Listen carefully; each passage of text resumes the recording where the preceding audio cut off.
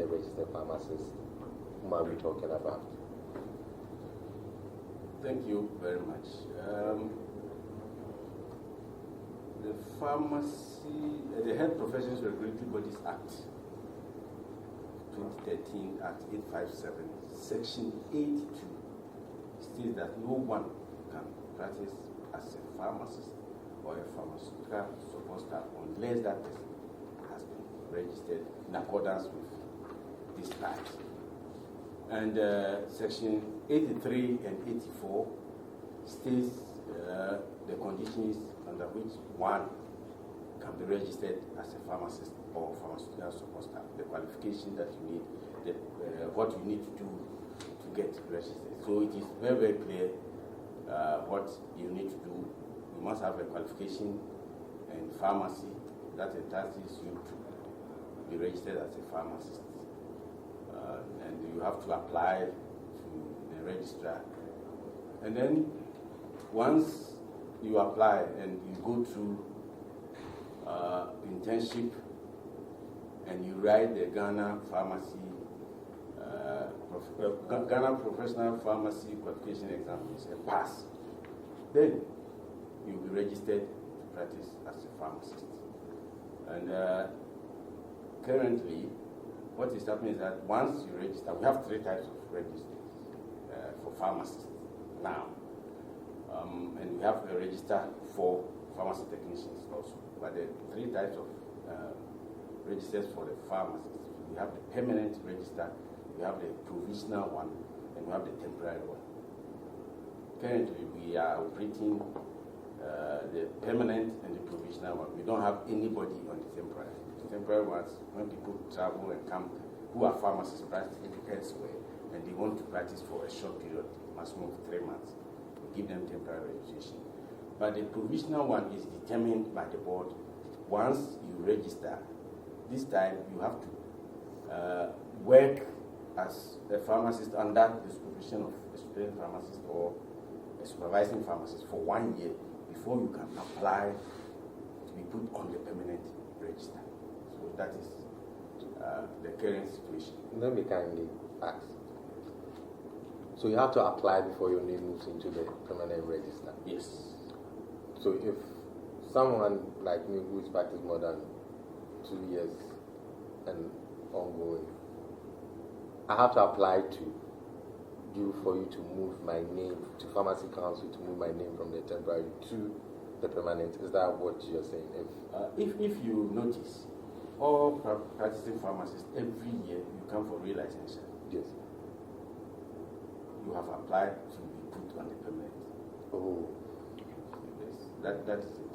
But here are people who have just completed school. They have gone through internship. If they've written and passed the professional exams, they are put on the provisional register first for 1 year. And then they apply to be put on the permanent register. Mind you, some people after the provisional who want to become pastors, they don't want to continue. So you can't force them to be there. So you have to apply, you make your intentions clear. Then we can put you on the permanent register. I want to add something here. That as a pharmacist, if you have any other qualification that you want to be recognized, you have to apply to council for us to insert it into the register. If you don't apply and any information is asked about you, you give the current one. You might be a professor now, but once we don't know, you have not applied for us to put you, we will write about the B farm that we know 30 years ago. Wow. So if I understand you, what you're saying is, so after the first year, when the new pharmacists come out and then they are done with their training and internship, the second year when they come in and then they are registering, that serves as an application to move you from the temporary register from the provisional to the permanent register. No, I think the provisional you have qualified. You are a pharmacist. You are a pharmacist. Yes. So it's not, and then you become a pharmacist after the exam. Yeah. So if you've done internship, you've written exam, you've passed, then you go on to the provisional. And then 1 year after that provisional, then you can apply to be on a permanent register. That is yes. precisely so. So when you are going on the permanent, that is when you feel the red lines. Yes.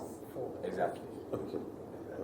And I also want to add that from 2021, pharmacy technicians will also write qualifying exams before they are put on the register. They have been formed. Okay. So I want to ask now at the end of it states the Gazette. I want you to kindly just give us a brief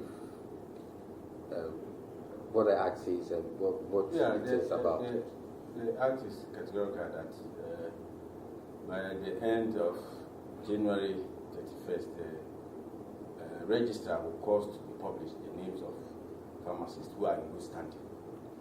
And when we say you are in good standing, it means you have been licensed.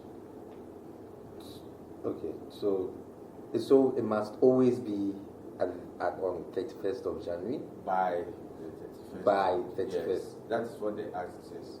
So it can't go beyond? We are all humans. Okay. I just want to be sure. So it's possible it can go beyond? Yes. But let me And it's possible it will not even be published in the dailies. Now, what we are doing is that if you go to our website, we publish it there. Okay.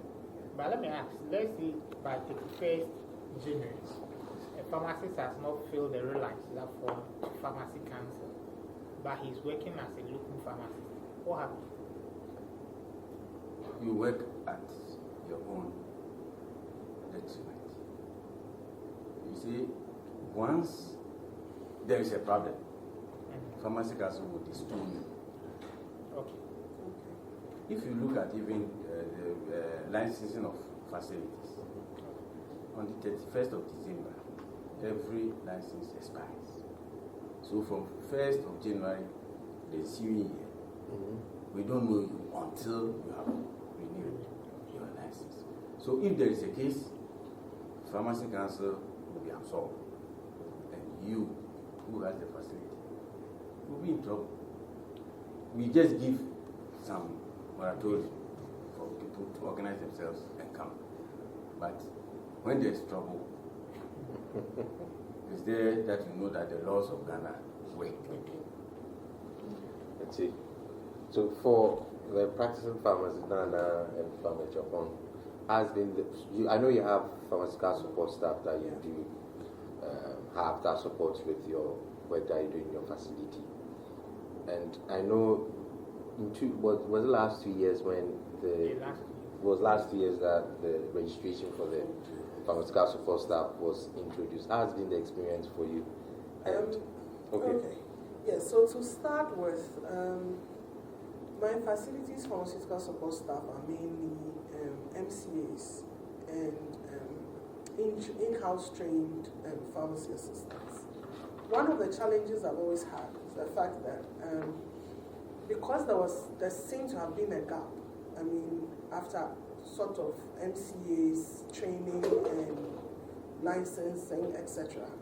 The ones that are currently in the system, I mean, you can't really call them qualified because the license they get from Pharmacy Council is for 3 years and then it expires. You know, so and since he's here, probably he could tell all of us that for those ones that have expired, how are they supposed to be relicensed? Are they supposed to write an exam or they're supposed to come with some CPD that we've attended or something like for pharmacists? But basically for those that haven't expired, those ones is easy for you to register according to the forms that we pick from Pharmacy Council to fill, and then whatever fee that has to be subscribed, that is paid for.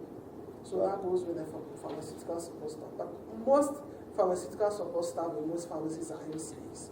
And if you had MCAs that were trained in 2012, licensed in 2013, I don't know, since Yes, this year. you know, the previous board, they abrogated The MC, AMCs. So, as we sit now, they don't exist. Okay. What we sought to do in bringing them back is to know the people who are working as MCAs in our various facilities, so that we will now start the processes of registering them, because they don't exist in our laws. So what you have seen Pharmacy Council doing is to know the numbers, so that we'll be able to know how to structure. Now the policy is ready. The board has looked at it. So by the end of next month, I believe it will be rolled out. So if I understand what the registrar is saying, that now in registering the support staff, it doesn't matter whether they are, so we'll consider all of them as pharmacy assistants but not as MCAs. Exactly. Okay. Okay. All right. I think the registration of MCs started 2 years, and I think it was a good thing that it started, because when it started, the support staff technically are the dispensing technicians in my facility and the MCs, with the pharmacist being the leader of the team. So what happens is that with the registration, the support staff actually had a certain sense of belongingness, and they felt they were being regulated. And it actually made them aware based on meetings I had with the team. And they were ready to make sure that whatever they are doing, they are extra careful. So I think it's a good thing and a brilliant idea that they are bringing it on board. And I think when the regulator is starting to capture their details, because if you are regulating pharmacy practice, the premise is regulated, the leader of the team is regulated, then the followers or the support staff need to be regulated. And I think it's a brilliant idea that they are doing. Would you want to throw in any word? With that, no. With that, no. I'll leave it to the experts to deal with. I endorse their view that it's a good idea, it's a great idea, and for the first time, this law at 857 captures support staff. All the previous laws never made any allusion to support staff. The Pharmacy and Drugs Act, before the Pharmacy Act, never mentioned support staff. It is this law that has mentioned support staff and has given the council the authority to decide who constitutes support staff. I want to also add that one of the motivating factors that has helped us into bringing this MCA back is the thefts and thievery that has gone on in various facilities. Now, what the policy is seeking to do is that if you are at facility A and you want to move to facility B, you have to apply to Pharmacy Council. So, if you want to pick an MCA and you don't seek permission from Pharmacy Council, you will be sanctioned. So that if someone goes to facility A to cause a mess and wants to run away, the person will go nowhere. I think that's, for me, I mean, I was just looking at it that Pharmacy Council needs to regulate the pharmaceutical support staff. And so we also, like Anthony had said earlier, we sort of know who is who. Stop the posers from posing as anybody else. So then that's, I mean, Pharmacy Council has the right, walks into a pharmacy. If you are a support staff, you have to do things as a support staff. Exactly. And that's augurs well for pharmacy practice in Ghana. Great. Thank you all for your great submission. Now, I would want to start, I'll still start with the Deputy Registrar again. You know, when it's AGM, I know AGM will be coming up soon.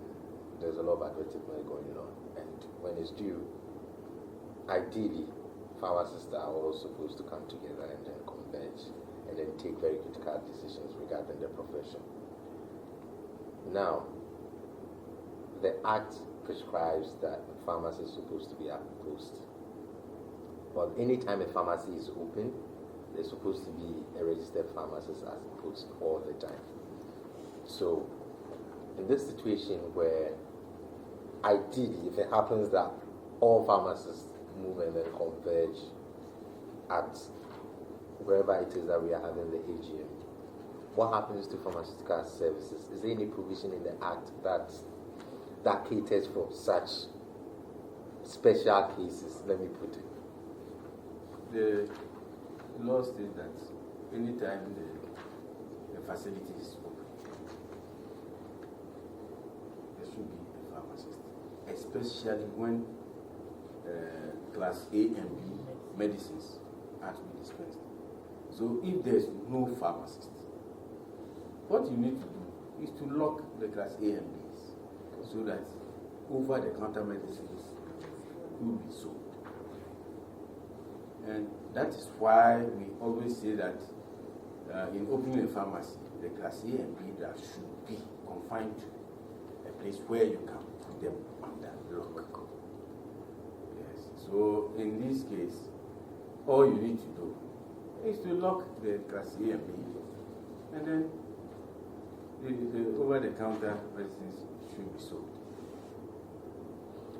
Actually, I've been in a place outside of Ghana, a place where we call a stringent regulatory area. I walked into a pharmacy and I met an assistant, and she said, the pharmacist is on break. I can help you with things that I can help with. But if you have a prescription, I'm afraid you will have to wait. They have cosmetics and sundries and other things. So, supposing I'm buying a body cream, are we saying the pharmacist is on break, so we should close the place up? These are things that, and the person was very clear on that. She said that the person who is the professional is on break. So if it is professional services you need, I can't offer it. That you have to wait. But if there are other services that I can help you with, why not? So I think we have to balance it and not put ourselves in a jacket and go that way. Okay. Thank you very much. Alexander, want to throw in something? Like he has said, there is no need to see MCA in the airline. The pharmacy doesn't run them. The pharmacist does not run the pharmacy alone. He is supported. Yeah. So the title pharmaceutical support staff is broad to include MCAs and others. It is not only MCAs that work at the pharmacy. You also have technicians and technologists. Yeah. So if you look at section 8.2, it talks about registration of pharmacists. It also talks about and other pharmaceutical support staff. So section 82 allows the council to register pharmacists and pharmaceutical support staff. And if you permit me, this is what section 82.1 says. A person shall not practice as a pharmacist or a pharmaceutical support staff unless that person is registered as a practitioner in accordance with this part. So pharmaceutical support staff are to be registered by the pharmacy council. It goes on to say that that person will have to apply to the registrar in a manner determined by the board. So the board will determine who should be a pharmaceutical support staff in the first place and how you should be registered. And then when you go to 83, it talks about qualification for registering pharmacists and for pharmaceutical support staff. The 83.1 is about qualification for registering a pharmacist.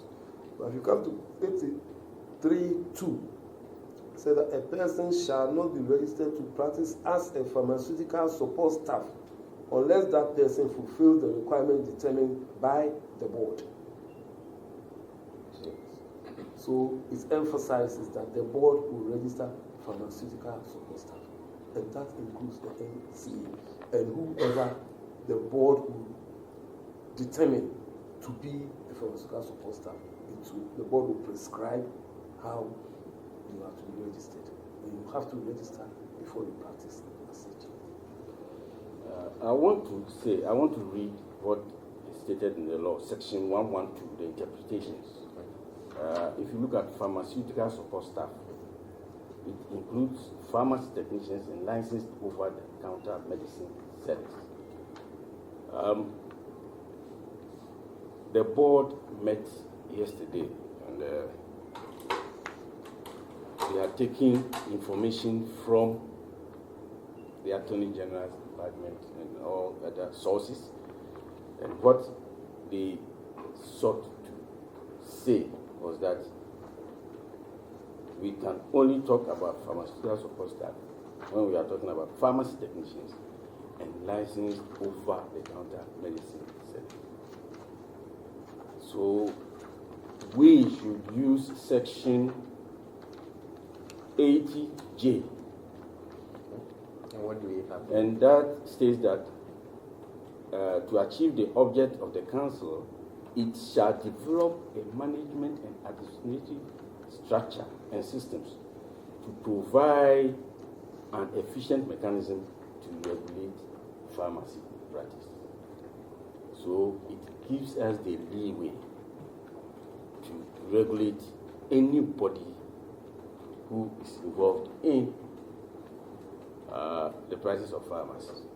So even drivers, cleaners, all these people should be regulated so that they know what they are to do specifically in our pharmacies and over-the-counter medicine sellers. So the problem of MCAs finding their names in the LI is moot, because the LI is to give backing to the Act. So if you slot in something that is not here, that LI will be thrown out by Parliament and by the Attorney General. So that was the advice that was given us yesterday. So as we speak now, pharmaceutical support staff includes pharmacy technicians and licensed over-the-counter medicine sellers. It doesn't mean that MCAs are gone. No. We have a policy and well-written policy for it to run. So I believe by next month, by the end of next month, we will start even accrediting facilities to be able to run the MCA program again. So, can I add one thing? Go ahead. One thing that will come to bear will be qualifications. You know, now drivers are coming in, you know, a whole range of people. So there will be more uncertainty in the system, because you just can't work in a pharmacy without any, you know, qualification. So it will be very important that once you are working in the pharmacy, you know everything about it. That is what is coming up now. great. It's worth noting that the interpretation section, the 112 of pharmaceutical support staff, says that pharmaceutical support staff, like my colleague said, includes, that means permissive. So pharmaceutical support staff is limited. You can't add, you can't subtract. Pharmaceutical support staff includes. And the other sections clearly allows the board to define who is pharmaceutical support staff. So the moment they put includes, if the board gets up in the morning and says that the cleaner is a pharmaceutical support staff, it becomes a pharmaceutical support staff. Then the board will prescribe how you qualify, the qualification you need as a cleaner to become a pharmaceutical support staff, and how you be registered.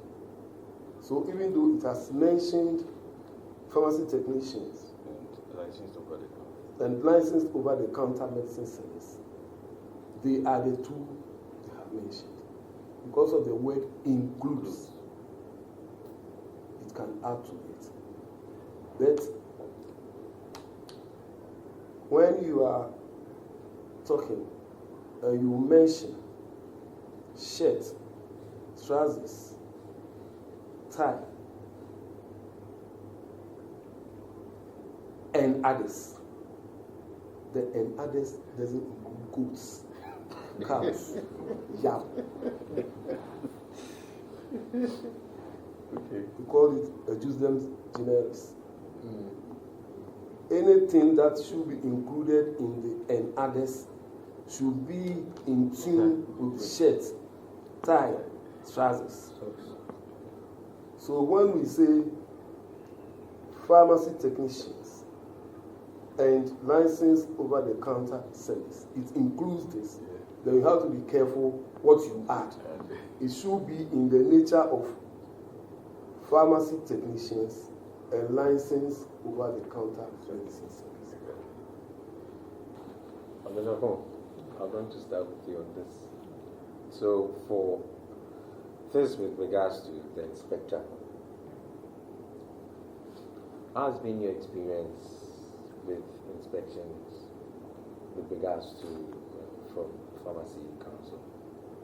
Well, I think the inspectors are very professional. When they come around, they know what they are doing. And normally when they come, as a practitioner, you're also supposed to actually appreciate what they are doing because it is part of the practice. I think I've had one or two instances whereby they've come around. It's a dialogue because as a pharmacist, I know what is expected of me. And exactly that is what I'm doing. So we discuss issues and we move on.